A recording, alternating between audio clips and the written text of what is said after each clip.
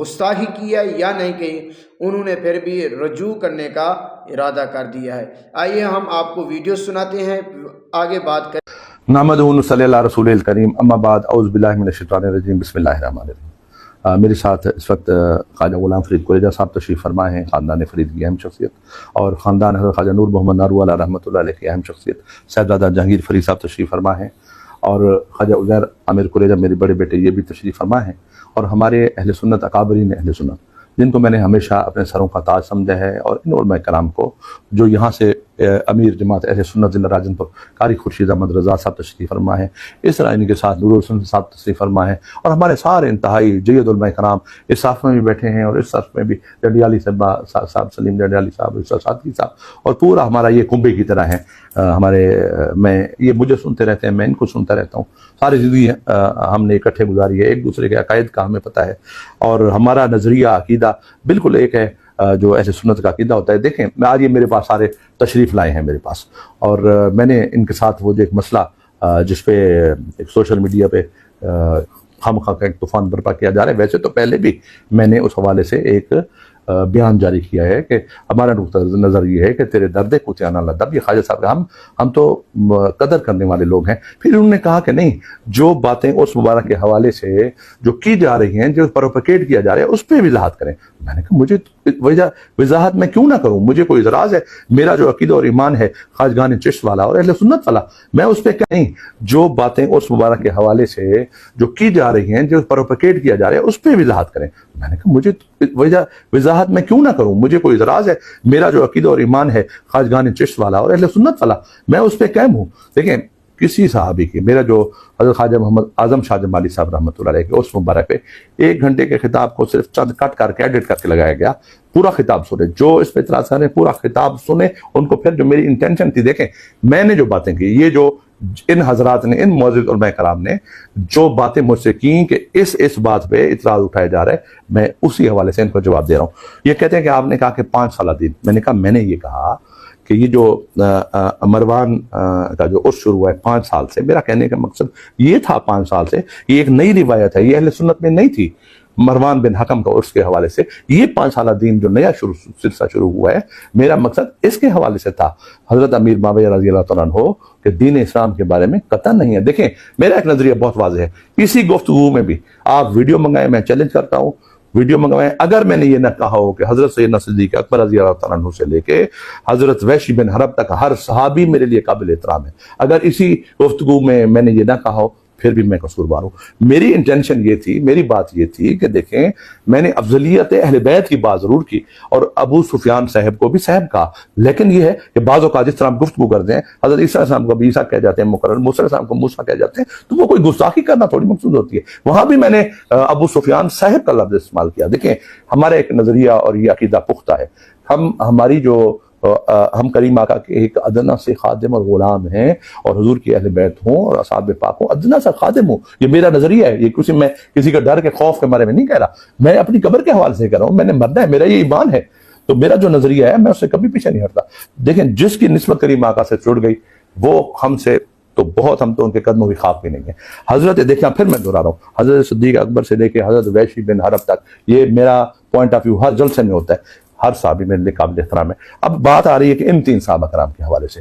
میرے لیے حضرت امیر معاویہ رضی اللہ تعالیٰ عنہ، میرے لیے حضرت بی بی جو ہیں وہ ہندہ رضی اللہ تعالیٰ عنہ، ہند بن عتبہ رضی اللہ تعالیٰ عنہ بھی ان کو کہتے ہیں، اور اسی طرح میرے لیے حضرت ابو سفیان رضی اللہ تعالیٰ عنہ، جو لوگ ذریعہ اس میں اسلام میں، دار اسلام میں داخل ہو گئے، ہم کون ہیں کہ ان کے اوپر ان کے ساتھ کوئی بغض رکھیں، کوئی عداوت رکھیں، ہم ان پہ کوئی تان و تشنی کریں، ہمارا یہ کام نہیں ہے۔ جو بزرگوں کو عقیدہ ہے، ہمارا وہی عقیدہ ہے۔ ہاں، ایک عقیدہ میرا ضرور ہے، یہ میں ہر وقت بیان کرتا ہوں، اب بھی بیان کروں گا، کہ جہاں مولا علی کی بات آتی ہے، وہ احمد رضا خان صاحب کے بھی اس پہ فتح موجود ہے، مولا علی رضی اللہ عنہ کو ہم بہت مقام میں جو ہے بلند سمجھتے ہیں حضرت امیر معاویہ رضی اللہ عنہ کے حوالے سے۔ میں نے بات بھی یہی کی تھی کہ دیکھیں، حضور کے اہل بیت کا ذکر اہل سنت چھوڑ رہے ہیں، اور امیر معاویہ صاحب کے آپ جو ہے نا ان کے فضیلت بیان کرتے ہیں، فضیلتوں کی بات کی تھی۔ میرا ان کی مقام صحابیت پہ نہ کبھی اعتراض ہے، نہ کبھی ہو سکتا ہے۔ میں ہوں کون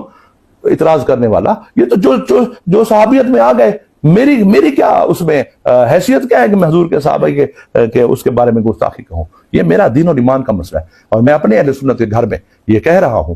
کہ میں جو ہوں بالکل میں اپنے پہلے دن سے نہ میں نے پہلے گستاخی کی، نہ اب کر رہا ہوں، نہ کبھی کر سکتا ہوں۔ ہم بالکل اس پکے پختہ نظریے کا قائل ادب والے لوگ ہیں، اپنے جو مشائخ کے ہم قدموں پہ ہاتھ رکھنے والے لوگ ہیں، اور ہم کہیں صحابہ کرام کے بارے میں جو گستاخی کریں۔ ضرور ایک نقطہ نظر تو ہوتا ہے نا، اہل بیت اطہار کو تو ہم سمجھتے ہیں کہ ان کے گھر کی افضلیت کو قائم رکھا جائے، اسی طرح سیدنا صدیق اکبر رضی اللہ عنہ، ہم خود فاروق اعظم کی اولاد، سیدنا عثمان غنی رضی اللہ عنہ، اور اسی طرح حیدر کرار، ہم تو ہر ایک صحابی کو اپنے آنکھوں کا سر کا تاج سمجھتے ہیں، اور یہ کیسے ہو سکتا ہے؟ میں نے وضاحت آپ سب کے سامنے حضرات علماء کرام کر دی۔ دیکھیں اس کے بعد یہ بھی میری بات آپ سن لیں، یہ میں نے آپ تشریف لائے، آپ میرے سروں کا تاج ہیں، میں نے اپنی ایمان کی بات بتا دی، اس کے بعد میرا معاملہ میرے اور میرے رب کا معاملہ ہے۔ اس کے بعد کل کو کوئی اور جماعت آ جائے کہ اس کے ہمیں یہ اعتراض ہے وہ اعتراض ہے، بالکل میں جواب نہیں دوں گا۔ میرا فائنل آپ سب کی موجودگی میں، مشائخ کی موجودگی میں، علماء کرام کی موجودگی میں میں آپ کو اپنا نقطہ نظر دے رہا ہوں۔ 5 سالہ دین کا مقصد وہ مروان کے عرس کے حوالے سے تھا،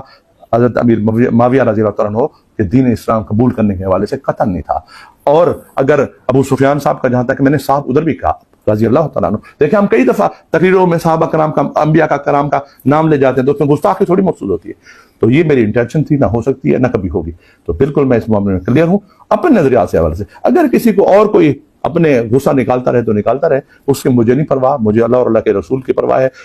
میرے دیکھیں میں دنیا داری کے معاملات میں نہ کبھی جھکا ہوں، نہ کبھی جھکتا ہوں، نہ کبھی جھکوں گا۔ دین کے معاملے میں ہم عاجز ہیں، جو اللہ اور اللہ کے حبیب کے فرامین ہے، ہمارا سر جو جھکا ہوا ہے وہاں پہ جو انہوں نے فرما دیا ہمارے لیے وہ بات حرف آخر وما علینا الا البلاغ۔ درباروں کو نشانہ بنایا، اور اسی سوچ نے یہاں گرجے، گردواروں، مندروں کو نشانہ بنایا، پارک چنار کے لوگوں کو نشانہ بنایا۔ تو یہ سوچ یہاں موجود ہے اور زمین پر موجود ہے اور پروردہ لے رہی ہے۔ جب تک ہم زمینی حقائق تسلیم نہیں کریں گے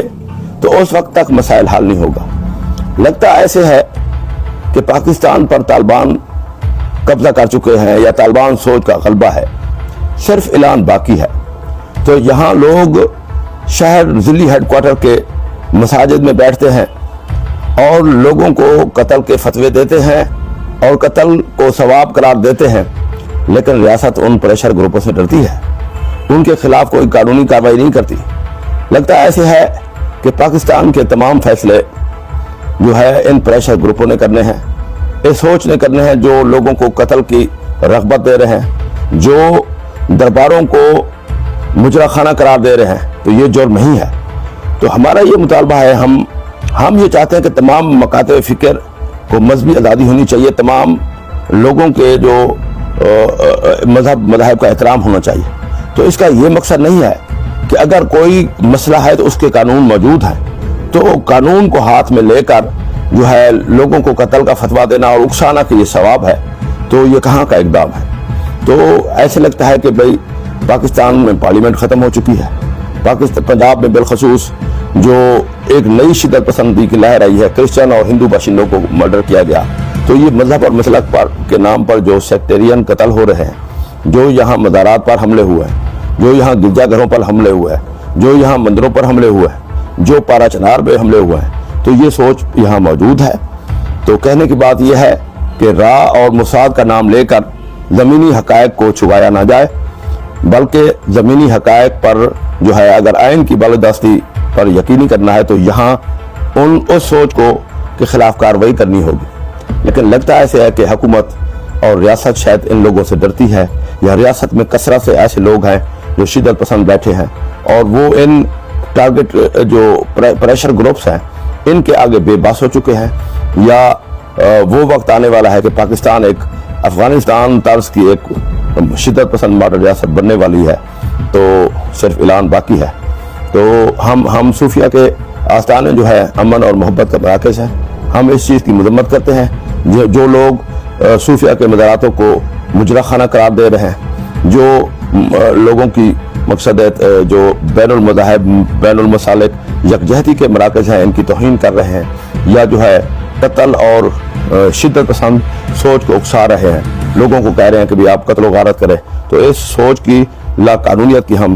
مکمل مخالفت کرتے ہیں، اور پاکستان میں آئین اور قانون کی بالادستی ہوگی تو پاکستان مضبوط ہوگا۔ اگر اسی طرح چلتا رہا تو وہ وقت دور نہیں کہ شدت پسند ریاست پر قابل ہو جائیں گے۔ جب داتا دربار پر حملہ ہوا جب بابا فرید گنج شکر کے مزار پر حملہ ہوا، جب سخی سرور کے مزار پر حملہ ہوا، شہباز قلندر کے مزار پر حملہ ہوا، علامہ سرفراز نعیمی پر حملہ ہوا، شہید کیا گیا، عباس قادری کو شہید کیا گیا، تو سرکاری سطح پر کہتے تھے کہ یہ را اور اسرائیلی ایجنسی موساد کی سازش ہے، وہ لوگ یہاں ٹارگٹ کلنگ کر کے فساد پیدا کرنا چاہتے ہیں۔ تو آج میں جس موضوع پر بات کر رہا ہوں تو اصل حقیقت یہ نہیں ہے۔ اصل حقیقت آئیے دیکھیں موقع میں، تو یہ عنصر اور یہ سوچ یہاں موجود ہے۔